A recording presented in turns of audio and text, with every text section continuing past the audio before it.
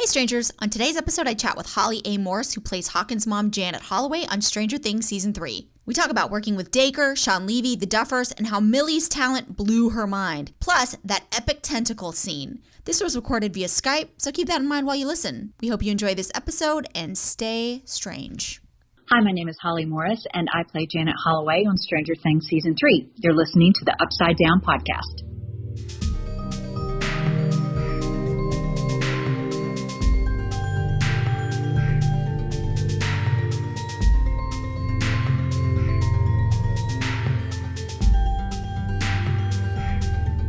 Hey, this is Ash from the Upside Down Podcast. How are you doing today? Hi, Ash. I am so good. How are you? I'm doing rad. I'm so excited to talk to you. I love talking to the moms of Hawkins. Yay!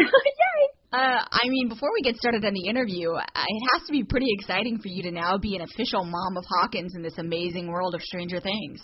Yeah, it really is. It's something I never would have dreamed of in a million years that I would book, number one, and number two, for it to have been as big of a role for me as it was. It was just a thrill. So the moms of Hawkins and their kids, they go through a lot on this show.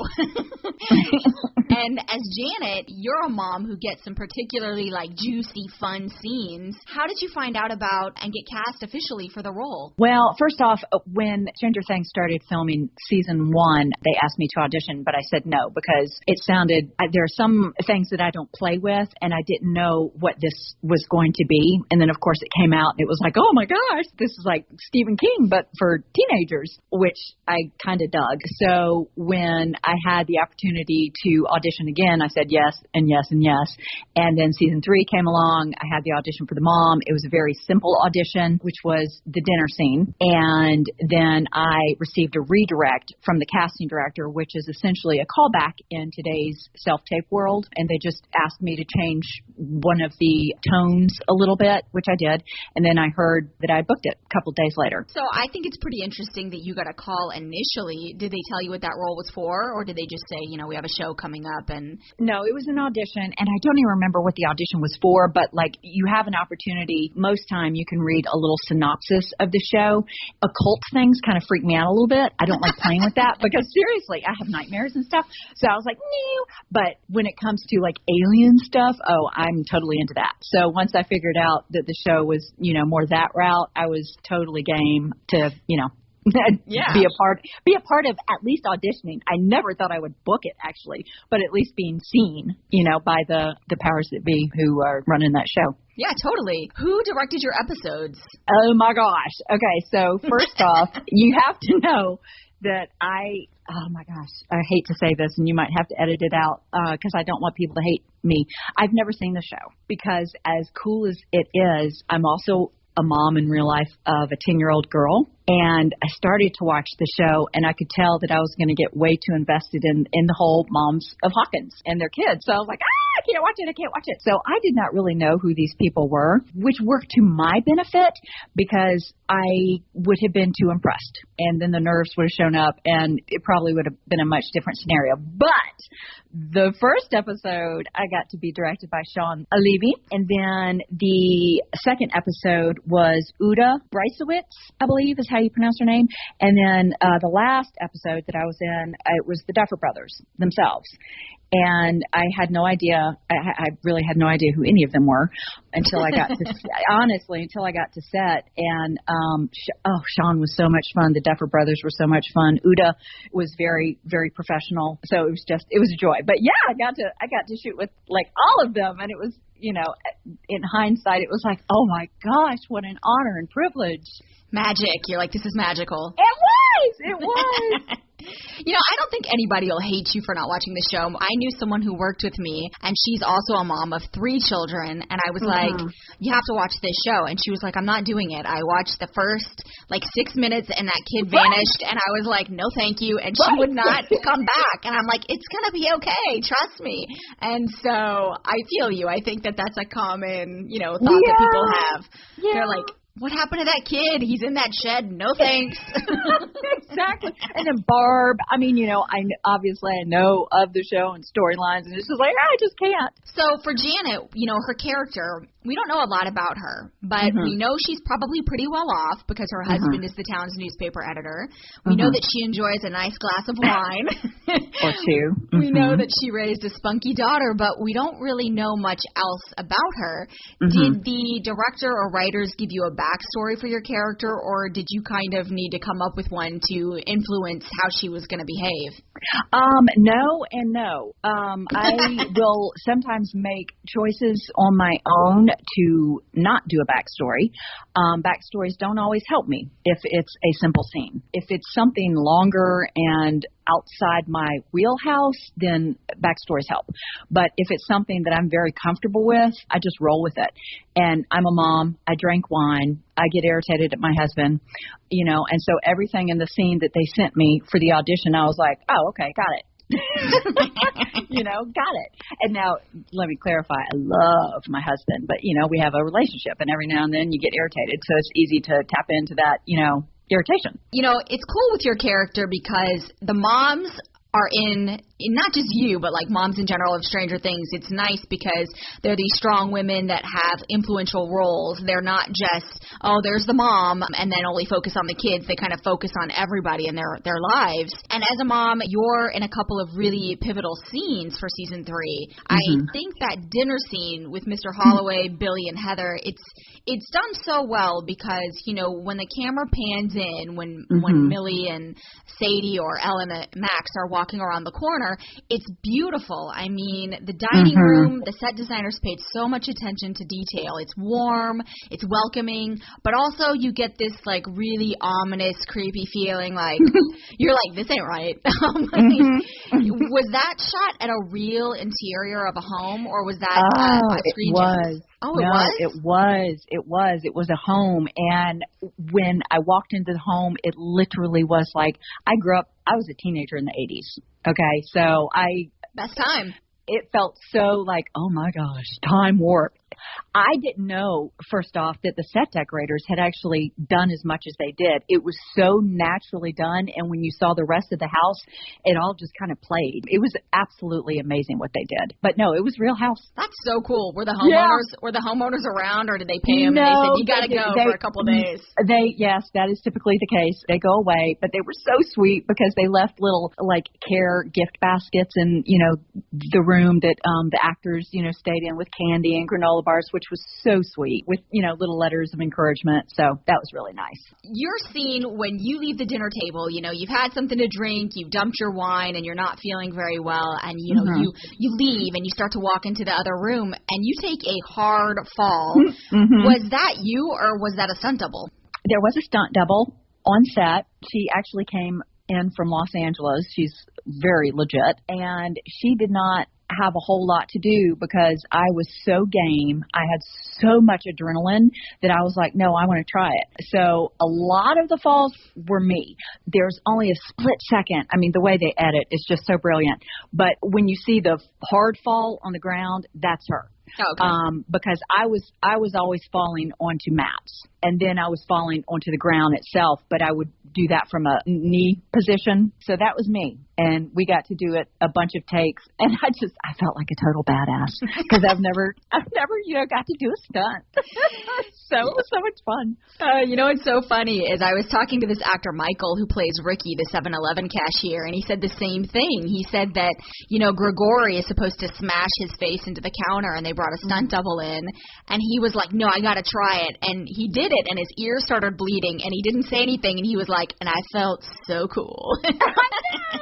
I know. It's something that we don't get to do much as actors. It really gives me an appreciation for those who do stunt work, because when she had to do the real fall, no way would I've ever done that. Once you decided that it was something you felt like you wanted to try, did you have to do any preparation? Nope. They just kind of gave me, some sound advice, obviously. They told me if I wasn't comfortable doing it to let them know, and, just went from there. And it was so much fun. I mean, they told me how to land, how to not hurt myself, obviously, while at the same time looking like it was painful or a hard landing, a real landing. Yeah, I thought that scene was great because you knew something was going to happen because it just felt, like I said earlier, weird. Like something felt uncomfortable about the situation. But when she hit the floor, you were like, oh, no. Like it was a really cool shot. Did you have a lot of friends and family reach out to you when the show aired to be like, was that you? Yes. More friends because my family doesn't really watch the show. What is happening? It's just, different age groups and, but yes, yeah, it was a thrill. It was, yeah. To date, that's the show that I am most tickled by. In the scene where you're tied up with Mr. Holloway and Billy is kind of leaning in front of you and he's telling you to remain calm and you're in a warehouse, you look absolutely terrified. And I know that's your job as an actress, but when the monster's approaching, you just look so scared. And I was curious, they obviously have something in your eye line, and it's not the monster. Right. What do they really have coming at you all during that shoot to make you guys look so horrified? Well, first off, I'm going to have to rewind back to when I was like 12. I would practice screaming in my basement with my best friend. and that was just something that we did. Like, we loved pretending like, we were like in a horror movie. So when I showed up to set, I had no idea that I had any other scenes other than the dinner scene. And the first day I showed up to set was that scene when I, met Shawn Levy and all that. And so it literally was like, oh my God, what is happening? This is, honestly, just like fantasy come true for me. So it was already in me, I guess. And then the monster itself, the eyeline, there was a globe at one point, which they would, later obviously impose special effects over to use for our eyeline. And then Shawn Levy himself, he acted as the monster. Like he would, make that grrr, like kind of like the bear grrr, thing that you do with your hands or whatever. And when the tentacles came out and like stuck to our faces or whatever, he would do that behind the camera. He was going whap, like with one arm to my husband and then whap to me, and as soon as the whap came, that's when we would convulse. That's amazing. I've heard from talking with other cast and crew that Shawn Levy is very interactive in that way, so that's yes. That's funny. Did he play any music during your scenes? I heard he plays music to amp people up. Oh my gosh. Okay, so the scene where we are coming down into the basement or whatever, and then we're looking at the monster, and then everybody starts melting. When you're like the flayed? Yes. Oh my gosh, the music that they were playing, and I don't know what it was from, but it, like, every time they would play it, just chills went up and down. And it was very simple, it was just walking and standing, but and lots of extras, and the cameraman, doing a great job bobbing and weaving, not hitting anybody as we, walked towards the thing. But the music that they played it was so cool. In the show, you have a good chunk of scenes with some great cast members. Not only is your husband Michael Park and Francesca is your, daughter, but also Dacre, Millie, Sadie. That's just a huge joy, I imagine, to work with those actors. What was it like for you working with people that are so great at their craft? It didn't suck. It didn't suck at all. It was great. I had, I recognized Michael from, soap opera world, long time ago. And he's done so many other things. And at the time, I think he was on Broadway, as well as shooting Stranger Things. And Dacre, I had seen his audition tape for Stranger Things like a year or two prior, and had a little bit of a fangirl moment with him. And his mom was there, and they could not have been nicer. And I realized at the time, as I'm gushing about, that was just such a bold, and I'm hearing myself sound like a dork. But they didn't treat me like a dork, which was fabulous. And he was so kind and so humble. So, so that was great. Millie, I didn't hang out with, obviously. She's, a different echelon, but she did introduce herself when she came back from busting her knee. We had to pause. I remember that. We had to pause a little bit. So, the scene where she and Sadie Inner had been put on hold, but when she walked in, I was so impressed with her professionalism and her friendliness. And every time, like literally, it was watching magic. Every time the scene would start, she would tear up, and it was like, what the heck? I mean, Yeah, I think one of the reasons that Stranger Things works so well is because they have a cast of, professional adults who've been in the business for a while who are just, they know what's happening. But those kids, they really lucked out with how talented they are. It's like you don't see kids that are that level of just wow, like all the time. And I was curious what it was like working with Millie. So it's nice to know that she delivers. Oh my gosh, does she? I mean, like to the point where I was like, I just need to quit. I mean, anybody who can bring it that quickly and with that much repetition and it doesn't change, it really, and it was a subtle scene. It was it wasn't over the top or anything, but every time she was in it, every time she was present, it was extraordinary. And Sadie, beautiful. I mean, like you could just tell that she was a beautiful person inside and out, just as talented. They matched so well. Oh, that's lovely. I like to hear that. Do you have any fun memories from set? Anything funny that happened while shooting, or is it just hanging out with Dacre and his mom? I think the sweetest part for me, honestly, was we shot the scene where the Flayed were walking through town, the July 4th scene, on my birthday. And so once midnight hit, we started with the fireworks out in this neighborhood, and I think it was Stone Mountain or Lawrenceville, and it was my birthday, and a PA actually went and brought me a birthday cake, which I cannot tell you how much that touched me. And so that was a really special moment for me. It wasn't funny so much as it was just all around such a sweet, sweet time. I would have to say the encouragement from the directors that I got as well was you don't always get it, especially as a co-star. Co-stars, or also known as day players, which I was, you're not there as long, obviously. You don't have nearly as much to do. So you show up on set and it's like your first day of school, which for me was never pleasant. Has never been pleasant. So the nerves are there, the, self-doubt is there.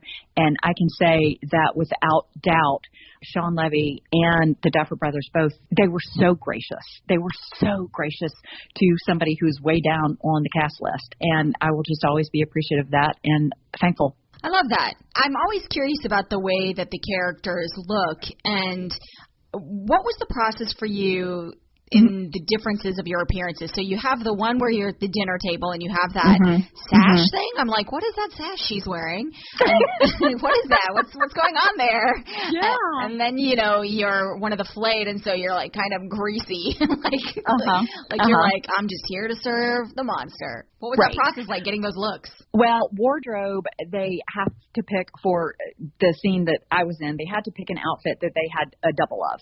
So the sash and the dress that I wore happened to be a double of something else, because if it got wine on it and, of course, in the basement or whatever, if it got too dirty, I would be able to change out of it fairly quickly. So it was just an 80s look. The sash was an 80s thing. The hair piece, to me, was the funniest. Kat, she is in the hair department, and that was the first hair piece she had ever made. And she put it on me, and they gave me these horrible 80 bangs. These horrible 80 mom bangs. And my hair is naturally curly, and they would brush it out and curl it, but to make it kind of a frizzy, 80s mom look. Yeah. So I definitely did not feel my prettiest on set, but oh my goodness, so authentic for the time and what I remember some of the moms looking like. Yeah, I thought she looked perfect. I was curious about that sash though. I was like, I don't understand what that is. Like, I thought maybe it was like a cooking piece to show that you had been making the meal. No, it was just some sort of 80s thing. And then the flayed look going from, bad to worse. It was just great makeup artists. And I have to give a shout out to Jillian and Amy in makeup. The scene where, again, the monster comes out and attacks us or whatever, I'm just going to share my little secret. I don't tear up naturally like Millie every set or every shoot. They would come and help me with a little trick of the trade, which I had never known about. And maybe I shouldn't share because maybe it's a secret to some people. But anyway, they helped me look really scared and sad. Let me put it that way. That's awesome. You've worked on Stranger Things, which is a huge show, but is there something that you haven't worked on yet that you're hoping to? Like any kind of genre? Sure, yeah, The Last Kingdom. A girl can dream. A historical piece would just be dreamy. With horses, that'd be great. You want to be a queen? A queen, a servant, a milkmaid, whatever. Just make me cute. I'm vain enough that I still want to be kind of cute, I hear you. We always like to ask guests if there's anything that they're into right now in pop culture. For example, any shows you're watching or movies or books or music. What do you recommend to the fans? Joe Rogan podcast. Speaking of podcasts, when you guys contacted me, I was thrilled. First off, I've never done a podcast. And second off, I've now become somewhat familiar with them because of the Joe Rogan experience.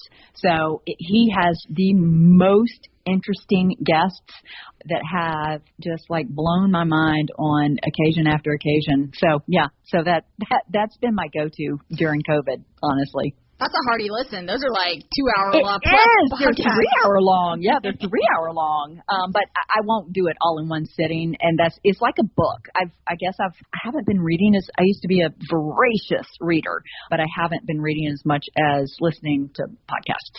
We have a lot of teen listeners, and they're always asking us, how can I get into the biz? And we actually have adult listeners, too, who are like, I've been acting for years, but I can't make it happen. What kind of advice would you give them? Well, I love helping others because I was helped. So I would say get into an acting class. Obviously, if you're in school, if you can do theater because that is going to prepare you so much. I wish I had done more theater, honestly. I minored in theater, but after that, I kind of let it go. But on-camera acting is actually what you need in the industry to really hone the skills because the techniques are so different. So get into a good on-camera acting class, and there are so many in Atlanta right now. And after that, just, start looking at agents when it's time. Don't do it before it's time because you don't want to jump the gun too early. And really, it's acting classes and agents, and obviously headshots and things like that. But yeah, that would be my biggest piece of advice because it's such a different animal. There's so many agencies now, which is great that the market has expanded, and there's also so many acting classes, in different areas of town and different age ranges and all that good stuff. So yeah, those two things for sure. And I think a lot of it is also luck because, you just have to have the right look for the show that's casting. Oh, please. Oh, my gosh. Yes, absolutely. Yes. And one thing I would say is don't be surprised, even if you feel called to this, which I do. I know a lot of actors do, when the lottery does not hit. when it's surprising that, wait a minute, but I know I'm called to this. Why are they not calling me and booking me? And it just doesn't happen that way. It truly is. It's a game of perseverance and just really enjoying the process and audition well and just let it go. What's the best compliment someone's ever given you on the show? Shawn Levy. I wanted to thank him for just my experience on set. It was my last day, and I had the opportunity to walk up to him after lunch. I was getting ready to leave, and, I said, thank you so much. This was such an honor. And he, in all sincerity, he was like, oh, you have no idea. You were a game changer. And him saying that to me, I guess they had expected my part to be smaller and maybe for me not to have jumped in as much as I did with the whole, monster thing. There were a bunch of takes that unfortunately didn't make the final cut, but I did hear from some crew that I was giving everybody chills because of my screams that I practiced as a 12-year-old. And so him saying that I was a game changer, it's just, I wrote it down in my journal right away, and I was like, oh my God, Lord, thank you so much for that. It was something else. So that's super cool. Yeah, it was super cool. Do you have any upcoming projects you'd like fans to know about? Well, I just shot a movie called High Expectations with Kelsey Grammer and some amazing local talent and some other people who aren't local, but it's a soccer film, and I believe that comes out probably in the next 6 months or so, and that was a lot of fun. Ooh, Frasier, you're fancy. I know. I played his daughter, and the more I'm in this industry, the more I try not to fangirl over people. So I didn't really fangirl over him. I acted cool, but love Frasier. Cheers is one of my all-time favorite sitcoms, and he's just brilliant. Yeah, totally. So it was awesome. Well, Holly, it was super fun to talk to you today. If anyone wants to follow you on social media, how can they do that? I think I am Holly Ann Morris 37 or Holly Morris 37 on Instagram, and just Holly Morris on Facebook. So, Holly, talking to you and talking to one of the moms of Hawkins has been so much fun for me today. I really appreciate you, as always, taking your time to be on the show. So, thanks so much. Thank you, Ash, and you are an amazing podcast host and my first podcast host, and I'm so honored to have been asked, and stay strange. Thanks for listening to the Upside Down Podcast hosted by Sisters Ash and Tori. For more information, visit our website at theupsidedownpod.com. You can also contact us at theupsidedownpod@gmail.com, as well as follow us on our Facebook and Instagram under the Upside Down Podcast. Episodes are released every other Monday, so be sure to subscribe. If you love the podcast, be sure to review us on whatever you listen to us on. Thanks again. Stay strange.